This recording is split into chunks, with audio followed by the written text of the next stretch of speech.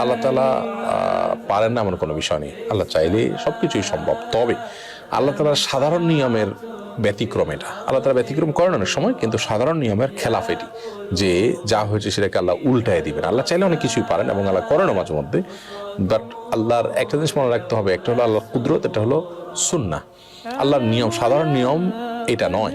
তবে কুদরত মানে আল্লাহর পরীক্ষা, আল্লাহর শক্তি, আল্লাহর সামর্থ্যের কথা যদি বলেন, তাহলে আল্লাহ তাআলা এটা পারেন। এবং শক্তি সামর্থ্যের বিষয়টা আল্লাহ তাআলা মাঝে মধ্যে জাহির করেন, কুদরত মাঝে মধ্যে আল্লাহ জাহির করেন। নরমালি আল্লাহ তাআলার যে সুন্নাহ থাকে দুনিয়াতে, আল্লাহর যে নিয়ম থাকে, সেই নিয়মটাকে আল্লাহ তাআলা আপনার ইয়ে করেন, ধরে রাখেন, বা নিয়ম অনুযায়ী আল্লাহ তাআলা করেন। অতএব আপনি আল্লাহর কাছে ভালো ফলাফলের জন্য দোয়া করবেন, আল্লাহ আপনি আমার ফলাফল যেন ভালো হয়, আমার ভুল অ্যান্সার করার কারণে যে ক্ষতি হয় সেটা যেন পুষিয়ে যায়, সেজন্য আপনি দোয়া করবেন। এটাই হলো সঠিক দোয়া। পার্টিকুলারলি আমার